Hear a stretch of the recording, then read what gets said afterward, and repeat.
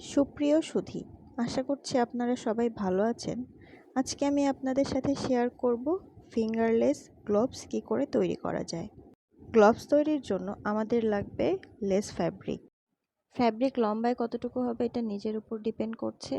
আমার জন্য আমি একদিকে 24 সেন্টিমিটার এবং অপরদিকে 22 সেন্টিমিটার মাপের ফ্যাব্রিক নিয়েছি। খেয়াল রাখতে হবে এই ফ্যাব্রিকটা কিন্তু স্ট্রেচি, তাই বানানোর সময় খুব বেশি লুজ করা যাবে না। প্রথমে লেস ফ্যাব্রিকের দুই পাশে ডাবল ভাঁজ করে লক করে নেব। একটা ভাঁজ দিয়ে সেলাই করলে সুতা ছাড়তে পারে, এই জন্যই ডাবল ভাঁজ দেয়া।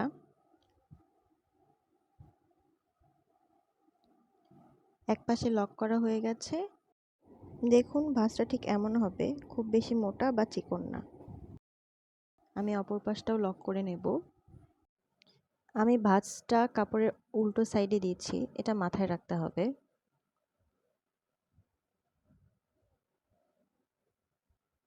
আমার দুটো সাইডে লক করা কমপ্লিট। এখন ফ্যাব্রিকে সোজা সাইডে উল্টিয়ে নিয়ে সমানভাবে ভাঁজ করে নেব। উপর দিকের কর্নারটা পিন দিয়ে লক করে নেব এবং বাকি মেজারমেন্টটা করে নেব। প্রথমেই থামের উপরের অংশের জন্য আমি 5 সেন্টিমিটারে দাগ দিয়ে নিচ্ছি। এখানে 3 থেকে 5 সেন্টিমিটার নিজের ইচ্ছে মতো দাগ দিয়ে নেওয়া যাবে। আমি পিন দিয়ে লক করে নিচ্ছি এবং থামের জন্য আমি 5 সেন্টিমিটার জায়গা ফাঁকা রাখবো। এক্ষেত্রেও 4 থেকে 5 সেন্টিমিটার রাখা যাবে। আবারও পিন দিয়ে সিকিউর করে নিচ্ছি। আর এখান থেকে বাকিটা পুরোটাই সেলাই হবে। আমি অপর প্রান্তও পিন দিয়ে লক করে নিচ্ছি। প্রথমে এই অংশটুকু সেলাই হবে, এই অংশটুকু ফাঁকা থাকবে এবং বাকিটা পুরোটা লক হবে। আমি দাগ বরাবর সেলাই করে নিচ্ছি। থামের অংশটা ফাঁকা রেখে বাকিটাও সেলাই করে নিচ্ছি। অবশ্যই ভালোভাবে লক করে নিতে হবে।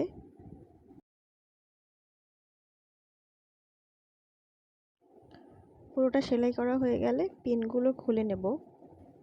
দেখুন ঠিক এমন হবে। বাড়তি সুতাটা কেটে নিচ্ছি।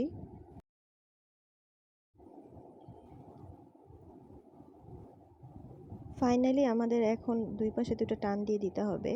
এই যেই সুতাটা বের হয়ে আছে এটা আমরা দুই পাশে বসিয়ে দিয়ে বরাবর সেলাই করে দেব।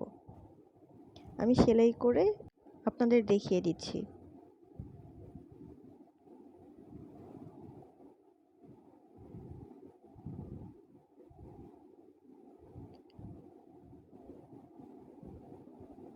ঠিক এমন হবে। এটা লক না করলে ভেতরের দিকে সেলাইটা ভাঁজ হয়ে থাকতো। দেখুন কত সুন্দর ফিনিশিং হয়েছে। আমি উল্টিয়ে ফাইনাল লুকটা দেখিয়ে দিচ্ছি।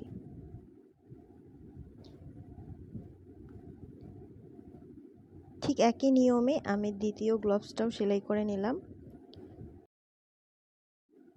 আমি হাতে পরিয়ে দেখিয়ে দিচ্ছি কত সুন্দর ফিনিশিং লুক এসেছে।